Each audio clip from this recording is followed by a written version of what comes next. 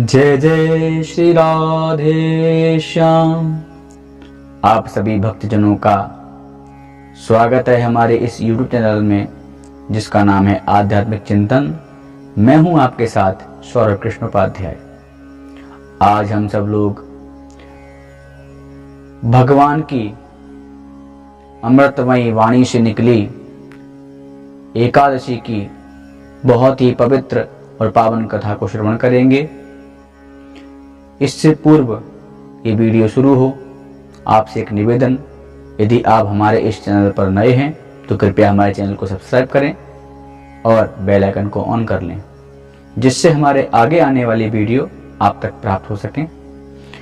और यदि आपको ये वीडियो पसंद आता है तो इसे अधिक से अधिक शेयर करें, जिससे अन्य धर्मानुरागी बंधुओं तक ये वीडियो पहुंचे, उनको भी कथा का पुण्य लाभ प्राप्त हो। आइए सर्वप्रथम भगवान नारायण का ध्यान करते हुए हम आज की इस कथा को, इस वीडियो को शुरू करते हैं। कृष्णाय वासुदेवाय हरये परमात्मने प्रणतः क्लेशनाशाय गोविंदाय नमो नमः। नमोऽस्त्वनन्ताय सहस्रमूर्तये सहस्रपादाक्षिशिरोर्वाहवे सहस्रनाम्ने पुरुषाय शाश्वते सहस्रकोटियुगधारिणे नमः। बोलिए लक्ष्मी नारायण भगवान की जय हो, एकादशी मैया की जय हो। एक समय धर्मराज युधिष्ठिर ने भगवान श्री कृष्ण से प्रश्न किया, हे प्रभु, मार्गशीर्ष शुक्ल पक्ष एकादशी का विधान बतलाने की कृपा करें। मुरलीधर भगवान श्री कृष्ण बोले, हे धर्मराज, अब मैं आपके समक्ष मार्गशीर्ष शुक्ल पक्ष में आने वाली मोक्षदा एकादशी की कथा को कहता हूं। बड़े ही ध्यान से सुनो। इस एकादशी के दिन भगवान नारायण की तुलसी की मंजरी, पाद्य, अर्घ, आचमन, धूप, दीप, नैवेद्य आदि से विधि विधान से पूजन करना चाहिए और इसके उपरांत कथा श्रवण करनी चाहिए। ऐसा करने से वाजपेय यज्ञ का फल प्राप्त होता है।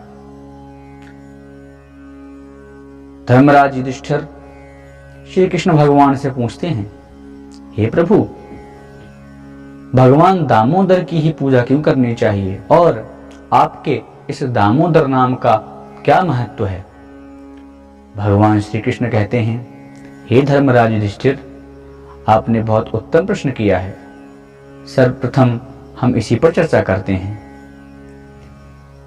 जिस समय मैं बाल लीला कर रहा था, एक बार मैंने सारा माखन बंदरों को खिला दिया और मैया यशोदा ने मुझे देख लिया और मां मुझ पर कुपित हुई और मुझे एक ऊखल से बांध दिया। ऊखल में बंध जाने के कारण मेरा नाम दामोदर हुआ, क्योंकि दाम का अर्थ होता है रस्सी और उदर का अर्थ होता है पेट, अर्थात मेरे पेट में जब रस्सी बांध दी गई तो मेरा नाम दामोदर हो गया। मैंने उस ऊखल से छूटने का बहुत प्रयत्न किया, परंतु मैं छूट न सका। फिर मैंने अपने बलपूर्वक उस ऊखल को अपने पीछे पीछे खींचना आरंभ कर दिया और खींचते खींचते हमारे आंगन में जो दो अर्जुन के वृक्ष खड़े थे, उनके बीच से उनको लेकर के निकल गया। और जब वह ऊखल उन दोनों के बीच में फंस गई, तब मैंने जोर लगाया, जिस कारण से दोनों अर्जुन के वृक्ष वहां गिर गए। हे युधिष्ठिर, असल में वे दोनों अर्जुन के वृक्ष मणिग्रीव और नीलकुबर थे, जिन्हें नारद जी ने श्राप दे दिया था और वे वृक्ष बन गए थे। मेरे कारण उनको मोक्ष की प्राप्ति हुई, वे अपने इस श्राप से मुक्त हो गए। इसी कारण से आज मोक्षदा एकादशी के दिन भगवान के दामोदर स्वरूप की पूजा करनी चाहिए। अब मैं आपको एक पौराणिक कथा सुनाता हूं, बड़े ही ध्यान से सुनो। हे राजन, चंपक नाम का एक बहुत ही सुंदर नगर था, जहां अनेक विद्वान रहा करते थे। कुशीनगर का राजा वैखानस था। वह बहुत ही दयालु और धर्म प्रवृत्ति का व्यक्ति था और अपनी प्रजा का पालन करने में तत्पर रहता था। वह अपनी प्रजा को पुत्र के समान पालता था। एक समय राजा सो रहा था। उस समय उसके स्वप्न में उसके पिता ने उसको दर्शन दिए। उसने अपने पिता को स्वप्न में देखा और पाया कि उसका पिता नरक में अनेक प्रकार की यातनाएं भोगता हुआ विलाप करते हुए उससे कह रहा है, हे पुत्र, मैं अपने किन्हीं पापों के कारण इस योनि में, इस नरक में गिर गया हूं। मुझे यहां से निकाल दो, अर्थात मेरी मुक्ति का कोई उपाय करो। वैखानस इस स्वप्न को देखकर इतना भयभीत हो गया कि वह रात्रि में सो न सका। चिंता के कारण उस बेचारे को रात्रि भर नींद भी नहीं आई। प्रातःकाल नित्य क्रिया से निवृत्त होकर के वह ब्राह्मणों के पास गया और ब्राह्मणों के सम्मुख नतमस्तक होकर ब्राह्मणों से पूछा, हे ब्राह्मण देवताओं, मैंने अपने पिता को नरक में अनेक प्रकार की पीड़ा भोगते हुए देखा है और वे मुझसे अपनी मुक्ति का उपाय पूछ रहे थे। अब आप लोग ही कहिए, मुझे ऐसा क्या करना चाहिए जिससे मेरे पिता को मुक्ति मिल जाए? उनकी मुक्ति का मार्ग क्या है? स्वप्न में अपने पिता की इस दशा को देखकर मेरा चित्त चिंता की चिता में जला जा रहा है। आज मुझे अपना ये राज्य, वैभव, सुख, ये सारा बहुत ही दुखदायी प्रतीत होता है, क्योंकि जिसके माता पिता दुख पाते हों ऐसी संतान के जीवन पर धिक्कार है। अतः हे विप्रवरों, हे विप्रजनों, मेरे पिता की मुक्ति का कोई उपाय बतलाइए। राजा के वचन सुनकर ब्राह्मणों ने कहा, हे धर्मात्मा, हे भूपाल, आपने बहुत ही उत्तम प्रश्न किया है। प्रत्येक संतान को अपने पितरों के बारे में अवश्य चिंतन करना चाहिए। आप जैसे पुत्रों की प्राप्ति करने के लिए ही जननी इस जगत में प्रसव की महापीड़ा को सहन करती है और आपकी जैसी उत्तम संतान को प्राप्त करना चाहती है। आप धन्य हैं। यहां से कुछ दूरी पर त्रिकालदर्शी पर्वत ऋषि का आश्रम है। आप वहां जाकर उनको अपनी समस्या कहिए। आपकी समस्या का अवश्य ही निदान होगा। राजा उन ब्राह्मणों की बात मानकर अपने मंत्रियों के साथ पर्वत ऋषि के आश्रम में पहुंचा। वहां जाकर राजा के मन को बहुत ही शांति हुई। राजा ने वहां देखा सभी ब्राह्मण वहां वेदों का पाठ करते हैं और उन ब्राह्मणों के मध्य में पर्वत मुनि साक्षात ब्रह्म मालूम होते हैं। राजा ने बहुत ही आदरपूर्वक उन ऋषि को प्रणाम किया। राजा को अपनी ओर आता देख मुनि ने अपने आश्रम में उस राजा का सत्कार किया और राजा से पूछा कि आपके राज्य में सब कुशल तो है? राजा ने उत्तर दिया, हे महर्षि, हे महामुनि, जहां आप जैसे वेदज्ञ निवास करते हों वहां का राजा भला किस प्रकार दुखी हो सकता है? आपकी कृपा से सब कुछ कुशल है, परंतु एक चिंता मुझे सताई जाती है जिसके कारण मेरे मन में अशांति उत्पन्न हुई है। मुनि ने पूछा, आपके मन में ऐसी कौन सी चिंता है जिस कारण से इतने व्यथित हैं? वह सब हमसे कहिए, हम उसकी समस्या का अवश्य ही निदान करेंगे। अपने दुख की सारी बात पर्वत मुनि को बता दी। पर्वत मुनि ने राजा को अपने आश्रम में रुकने के लिए कहा और राजा से बोले, मैं प्रातःकाल ब्रह्म मुहूर्त में जब ध्यान करूंगा तब आपकी समस्या का समाधान अवश्य ही बता दूंगा। राजा के इस प्रकार वचन सुनकर पर्वत मुनि ने मुहूर्त भर ध्यान लगाने के पश्चात राजा से कहा, हे राजन, मैंने ध्यान में आपके सारे कष्टों की जड़ को समझ लिया है। आपके कष्टों का कारण क्या है वह मैं जान चुका हूँ, और उसका निदान क्या होगा वह भी मुझे ज्ञात है। आप ध्यान लगाकर सुनिए। हे राजन, आपके पिता ने कामासक्त होकर एक नहीं बल्कि 2 विवाह किए थे। इसी के साथ साथ वे केवल एक ही रानी से प्रेम करते थे और दूसरी रानी को ऋतुदान से भी वंचित रखा। इस कारण से उन्हें यातना भोगनी पड़ रही है। एक स्त्री के रहते हुए जीवन में दूसरा विवाह करना महापाप माना गया है। यदि उनकी मुक्ति का उपाय नहीं किया गया तो वे इस प्रकार नरक की यातनाएं भोगते रहेंगे और नरक में यूं ही पड़े रहेंगे।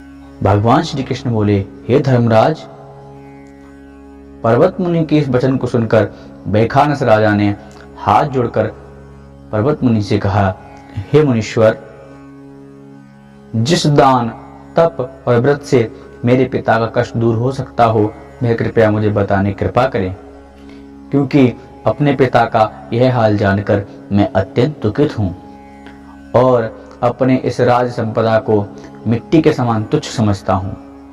इसलिए मेरे पिता की मुक्ति के लिए जो भी उपाय हो अतिशीघ्र बताने कृपा करें। राजा की इस बात को सुनकर पर्वत मुनि ने कहा, हे राजन, ध्यान लगाकर मेरी बात सुनो। आपको अपने पिता की मुक्ति के लिए मार्गशीर्ष शुक्ल पक्ष की मोक्षदा एकादशी का विधि पूर्वक व्रत करना होगा और ये प्रतिज्ञा लेनी होगी कि ना तो मैं जीवन में दूसरा विवाह करूंगा और ना ही अपनी प्रजा में किसी को दूसरा विवाह करने की आज्ञा दूंगा। यदि कोई अपनी पत्नी के रहते हुए दूसरा विवाह करता है तो उसको दंड देने का मैं पूर्ण प्रयत्न करूंगा और उसको दंड अवश्य दिलाऊंगा। आपको ऐसी प्रतिज्ञा करनी होगी। ऐसा करने से आपके पिता नरक से छूट जाएंगे और भगवान नारायण के सुरपुर को प्राप्त होंगे। हे धर्मराज, मुनि की बात मानकर राजा ने अपने नगर में आकर मोक्षदा एकादशी का व्रत मुनि की कथनानुसार किया। इस कारण से उसका पिता नरक को छोड़कर दिव्य रूप रखकर उसके सम्मुख आया और अनेक प्रकार के आशीर्वादों को देता हुआ भगवान के धाम को चला गया और मोक्ष को प्राप्त किया। इस प्रकार जो भी मनुष्य एकादशी के इस व्रत को करते हैं वे सभी मोक्ष के अधिकारी होते हैं। अतः सभी को बड़े ही भाव से भगवान विष्णु की पूजा करते हुए एकादशी का व्रत अवश्य करना चाहिए। धर्मराज युधिष्ठिर ने कहा, प्रभु, मेरे मन में एक शंका है, कृपया इसका समाधान भी अवश्य करिए। भगवान श्री कृष्ण बोले, हे धर्मराज, कहिए आपके मन में क्या शंका है। धर्मराज युधिष्ठिर बोले, हे प्रभु, जैसा कि आपने कहा कि एक स्त्री के रहते हुए दूसरा विवाह नहीं करना चाहिए, परंतु आपने तो अनेक विवाह किए हैं, इसलिए मैं संशय में पड़ा हुआ हूँ। भगवान श्री कृष्ण बोले, हे धर्मराज, आप भी मेरी माया के चक्कर में आकर मुझे समझ नहीं पा रहे हैं। मैंने अनेक विवाह तो किए हैं, पर काम के आवेश में आकर कोई विवाह नहीं किया, और मैं जितनी भी मेरी रानियां हैं उन सबके पास अपनी माया के कारण से सबके साथ उपस्थित रहता हूँ, सबके दुख सुख और उनकी रक्षा का दायित्व निर्वहन करता हूँ। यदि और कोई भी मेरी तरह यह करने में सक्षम हो तो वह दूसरा विवाह अवश्य ही कर सकता है। अर्थात सीधे शब्दों में कहा जाए तो दूसरा कोई ऐसा व्यक्ति नहीं जो एक साथ में कई सारी स्त्रियों के साथ रह सके, क्योंकि मैं तो मायापति हूँ, इसलिए मैं अपनी माया से सबके साथ रहता हूँ। इसलिए हे धर्मराज, मुझ पर शंका ना करो। मेरे जितने विवाह हुए हैं वे भक्तों के हित की ओर सोचते हुए विशेष उद्देश्य से किए गए हैं, इसलिए मुझ पर अनेक विवाह करने का कोई दोष लागू नहीं होता। इसलिए हे धर्मराज, सभी को इस मोक्षदा एकादशी का व्रत करना चाहिए और अपने पितरों की मुक्ति के लिए इस व्रत के जो फल है, व्रत का पुण्य अपने पितरों को अर्पण करना चाहिए और उनके मोक्ष की, उनकी मुक्ति की कामना करनी चाहिए। इस प्रकार जो भी मनुष्य मार्गशीर्ष की मोक्षदा एकादशी का व्रत करते हैं, वे भगवान नारायण के अधिक प्रिय होकर के उनकी शरण में जाते हैं और उनको भगवान नारायण की शरण प्राप्त होती है। उनको जीवन में आदि व्याधि नहीं आती और उनके जीवन में आंतरिक सुख बना रहता है। उनके हृदय में अशांति नहीं होती, उनका मन शांत रहता है। इसलिए हम सभी को बड़े ही भक्ति भाव के साथ एकादशी की कथा अवश्य श्रवण करनी चाहिए। बोलिए एकादशी महारानी की जय। यदि आपको हमारा ये वीडियो पसंद आया हो तो इसे लाइक करें, हमारे चैनल को सब्सक्राइब करके बेल आइकन ऑन करें और इस वीडियो को अधिक से अधिक शेयर करें, जिससे अधिक से अधिक धर्मावलंबी लोग इससे लाभ प्राप्त कर सकें और उनके जीवन में धर्म की वृद्धि हो, पुण्यों की वृद्धि हो सके। जय श्री राधे, जय श्री श्याम।